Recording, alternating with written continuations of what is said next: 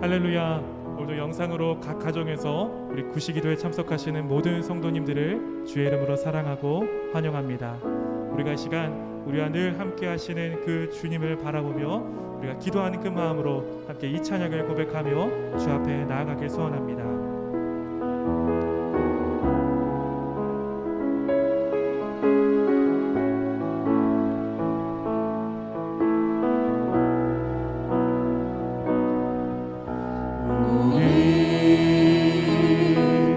함께 기도해 주 앞에 나와 무릎 꿇고 큰 일 베푸시는 주 하늘을 향해 두 손 들고 하늘 문이 열리고 은혜의 빗줄기 이 땅 가득 내리도록 마침내 주 오셔서 의의 빗줄기 우리 위에 부으시도록 우리 함께 기도해. 우리 함께 기도해 주 앞에 나와 무릎 꿇고 큰 유 베푸시는 주 하늘을 향해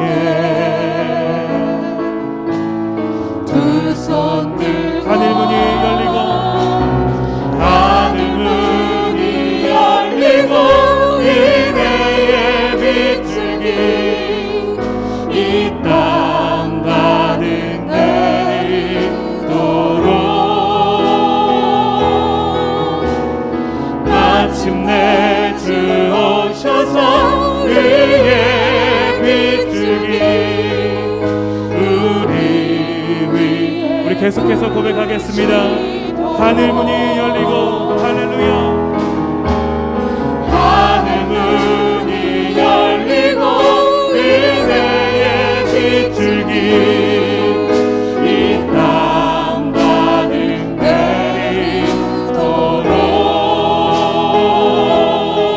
내리도록 마침내 주 오셔서 의의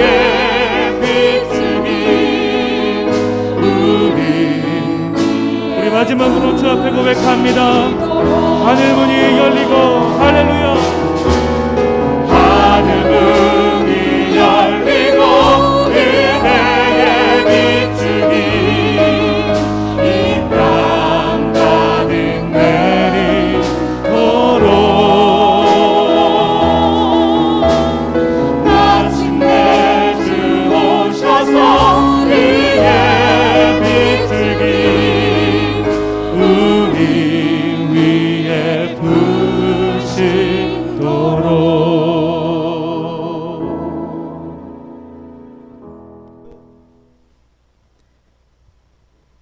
베드로전서 2장 13절에서 17절 말씀.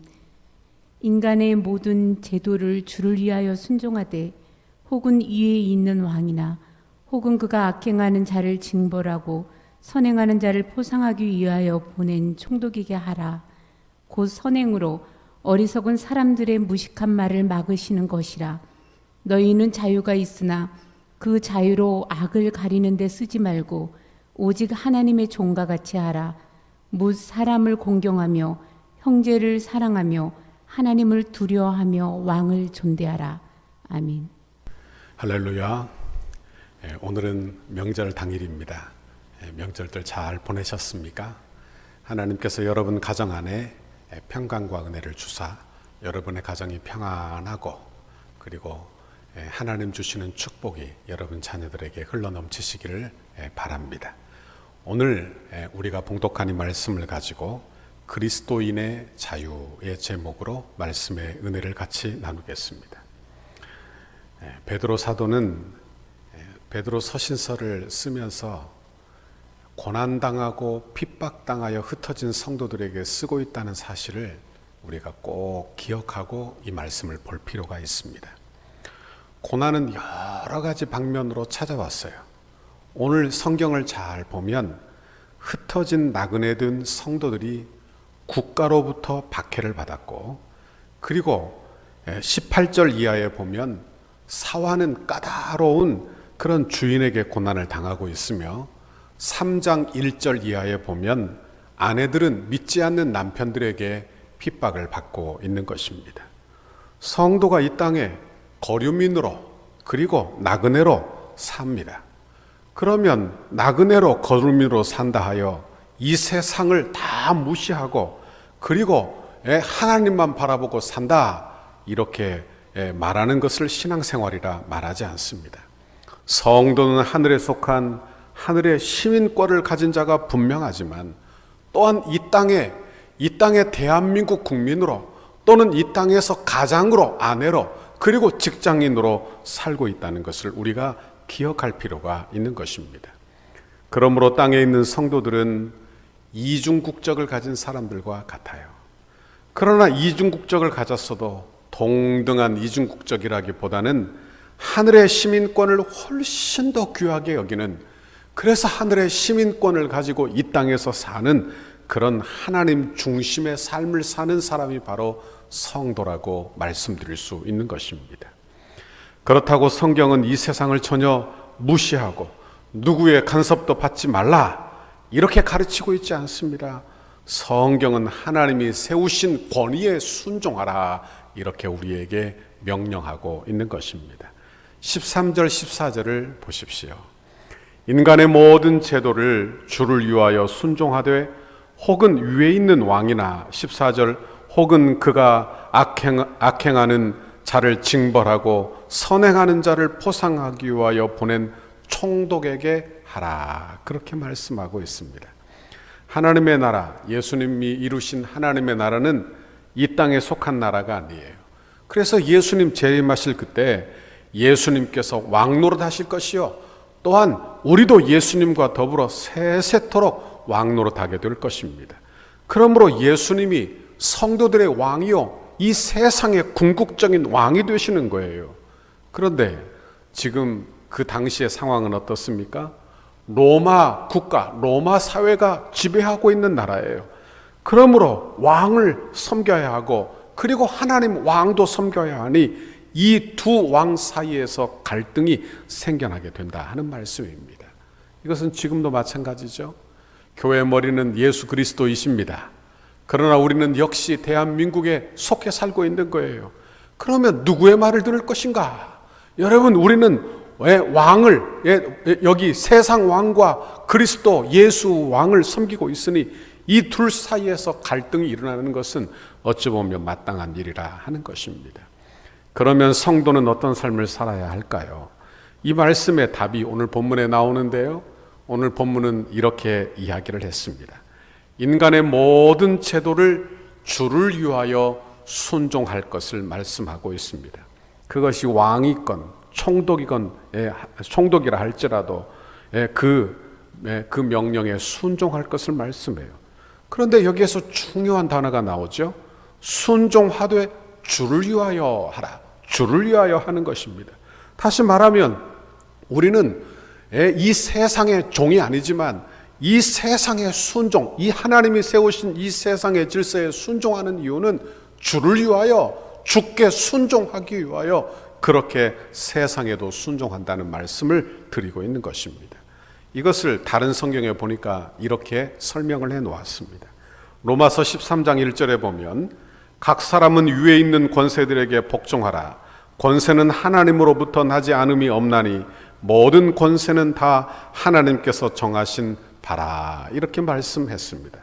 로마서 말씀은 우리 위에 권세들이 있죠.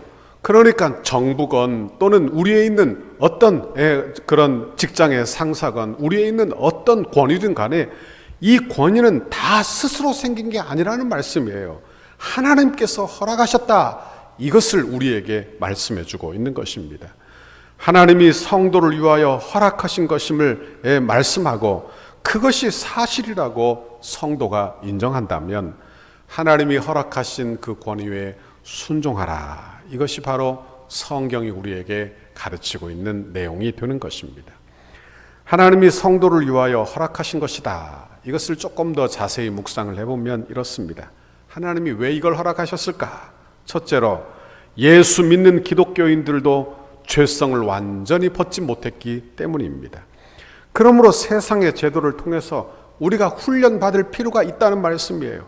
예를 들어 한번 볼까요? 우리가 운전을 합니다. 그래서 고속도로에 나갔는데 여러분 아무리 믿음 좋은 사람이라도 고속도로에 가면 과속하기 마련이지요.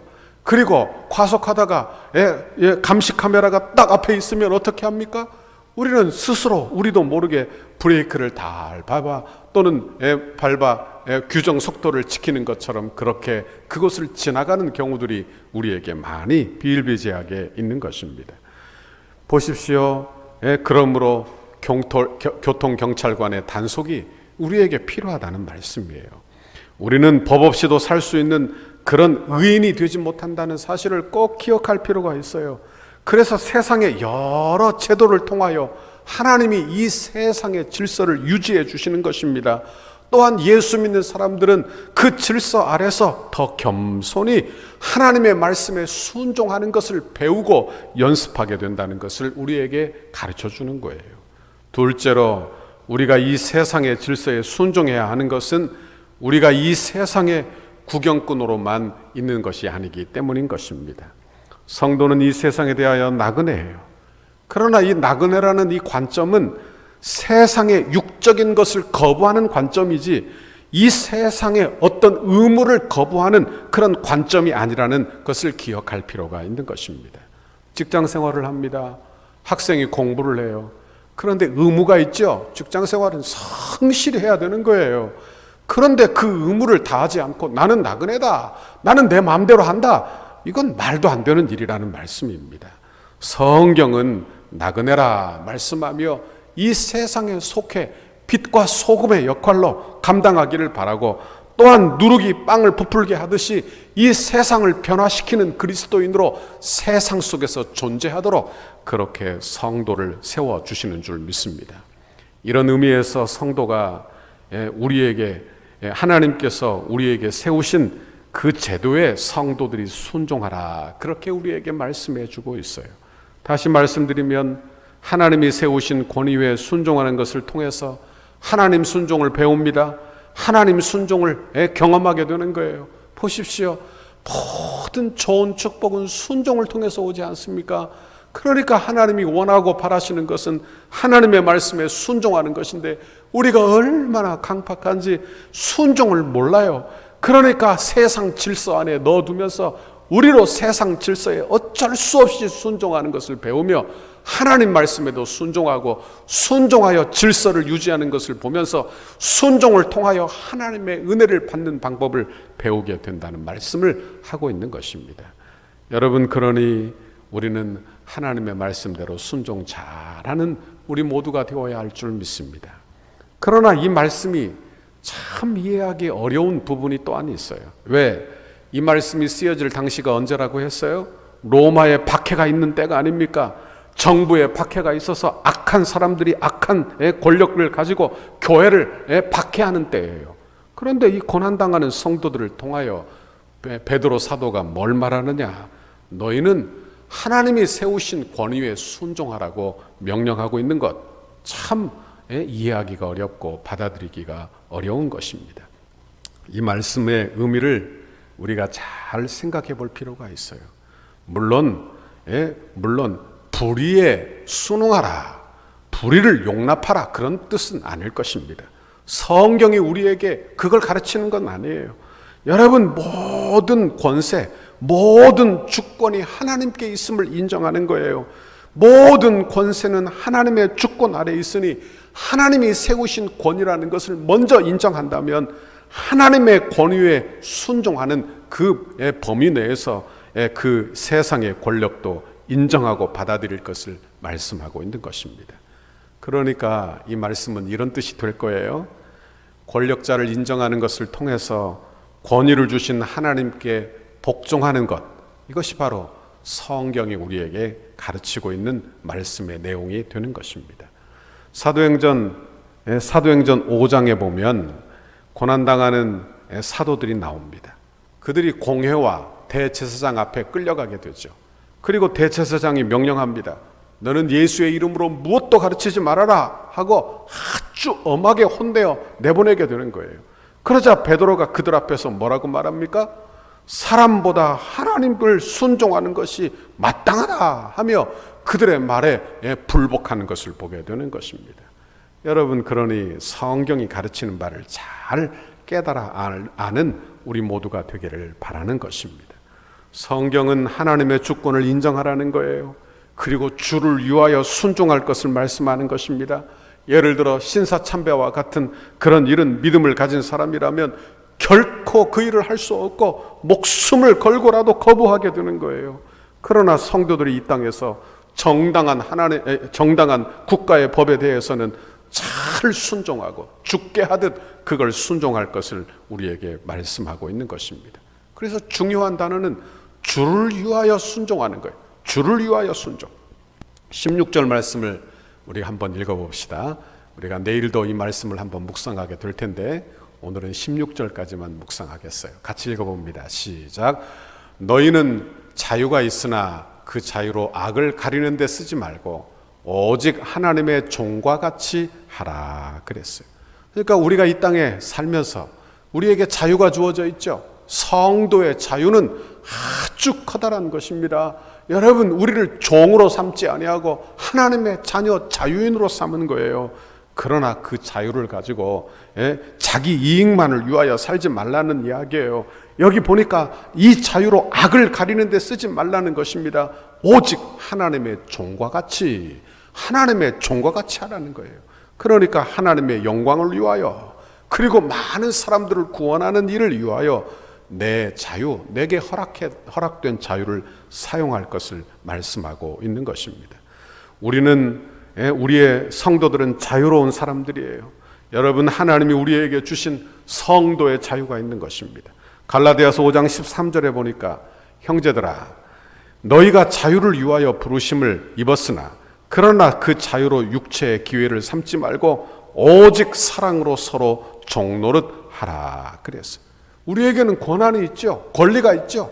여러분, 우리에게는 대한민국 국민으로서의 권리도 있고 성도로서의 권리도 자유도 있는 것입니다. 그러나 이 모든 것을 주의 나라를 위하여 우리 주님을 섬기고 복종하는 것을 통하여 사랑으로 서로 용납하고 서로 종노릇하라고 그렇게 성경이 우리에게 가르쳐주고 있는 것입니다. 교회가 이 세상에 대하여 어떤 모습으로 서야 할까 우리는 생각해 보게 되는 것입니다. 교회가 단체로 모여 어떤 종교적인 숫자로 거대한 그런 힘을 가지고 그 힘으로 밀어붙여 우리의 힘을 과시한다면 아마 종교의 자유를 아무리 이야기를 해도 욕을 먹고 말 것입니다. 그러나 보십시오. 세상 안에 있는 교회 모습이 어떤 모습이 되어야 하는지, 우리의 권익을 주장하는 그런 모습이 아니라 교회는 종이 아니지만, 죄인이 아니지만 사랑으로 서로 종노릇하고 섬기는 곳이 되어야 한다는 말씀이에요. 이게 이 시대에 하나님이 교회를 세우신 교회의 바른 모습이 될 것이라 하는 말씀입니다.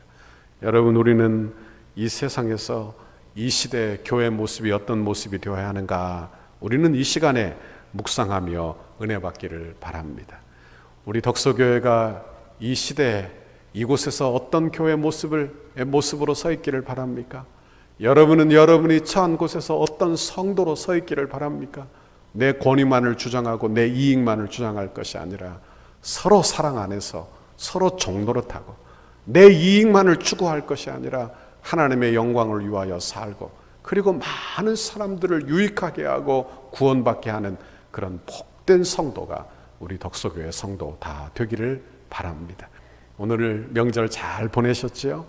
여러분의 가정 안에 하나님의 긍휼과 은혜가 임하기를 바라고, 그 은혜로 여러분의 가정도 잘 섬기시고, 그리고 믿지 않는 내 남편도, 믿지 않는 자녀도, 믿지 않는 부모도, 형제도 잘 섬겨서 하나님 기쁘시게 하는 귀하고 복된 가정 이루기를 바랍니다.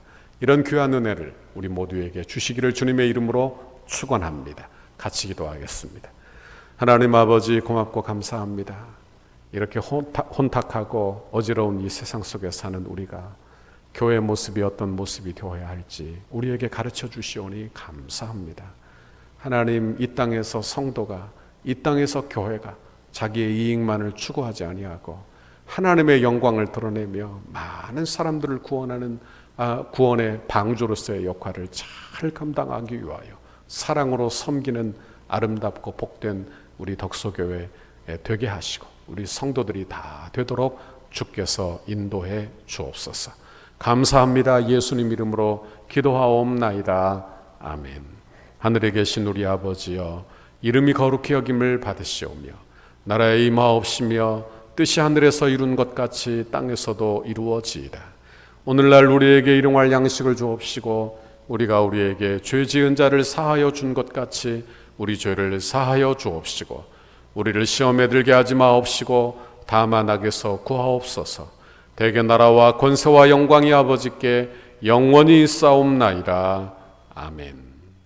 우리 교회를 향한 주님의 뜻을 이루소서. 다 같이 한 마음으로 성전 건축을 위해 합심해서 기도하도록 하겠습니다. 나눠 들은 기도책자 15페이지에 해당하는 목요일 역동성 있는 건축 과정을 위하여 함께 기도하도록 하겠습니다. 시간의 최적화가 이루어져 정해놓은 공사 기간에 흐트러짐이 없이 진행되게 하옵소서. 한 건의 안전사고와 부실 공사가 발생하지 않도록 공사 현장을 보호하여 주옵소서. 공사 기간 중 불미스러운 일이나 어떠한 사건, 사고 없도록 하나님께서 보호하여 주시고 은혜로 인도하여 주옵소서. 공사 차량과 공사 장비가 오고 갈 때마다 사고가 없게 하시고 이 일을 위해 교회가 합심으로 기도하도록 인도하여 주옵소서.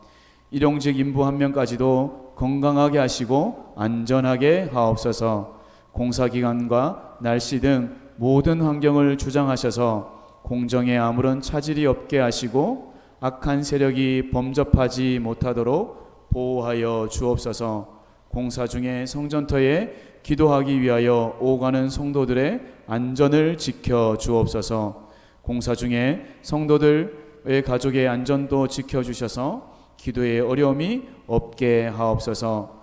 건축에 필요한 모든 재정이 시기적절하게 잘 채워지게 하시고 재정의 활용도가 높아져 재정 누수가 없게 하옵소서. 성도들의 눈물이 담긴 헌금을 빈틈없이 관리할 수 있도록 재정을 담당하는 실무자들에게 정직함과 지혜를 주시고 건축 헌금을 드리는 성도들에게 복을 주셔서 은혜의 간증이 넘치게 하옵소서.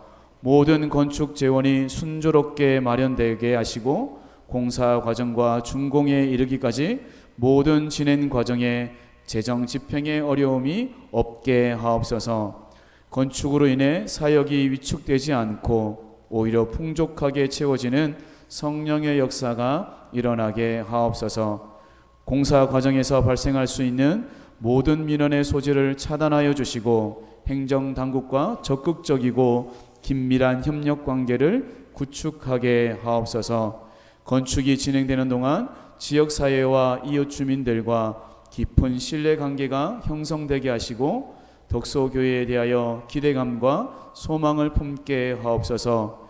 인접 건물이나 대지 소유자, 인접 주민들과 친밀한 관계 속에 무진동, 무소음, 무분진 공법으로 안전한 철거와 안전한 터파기가 되게 하옵소서. 적절한 공사기간, 공사비 절감, 최고의 품질을 위해 세밀한 업무가 이루어지게 하옵소서. 건축의 사각지대가 없게 하시고 관계자들이 아름다운 손길로 섬기게 하옵소서. 건축의 모든 과정에 지자체의 은혜로운 협력 관계가 유지되게 하셔서 덕소와 남양주 지역의 영적 부흥에 긴밀한 협조가 이루어지게 하옵소서. 건축의 모든 과정을 세밀하게 인도해 주셔서 공정관리, 원가 관리, 품질 관리, 계약 관리가 잘 이루어지게 하시고 조금의 지체함도 없이 계획대로 순적하게 진행 완공되게 하옵소서. 신실한 인테리어 업체가 선정되게 하시고 가장 튼실하고 아름다운 내장이 되게 하옵소서. 건축 과정이 부흥이 시작이 되게 하시고 건축 현장마다 강력한 여호와 이레의 임재를 체험하는 은혜의 성지가 되게 하옵소서. 건축 감리사의 성실하고 책임감 있는 감리를 통해 건축의 마무리가 완벽하게 이루어지게 하옵소서. 예수 그리스도의 이름으로 기도합니다. 아멘.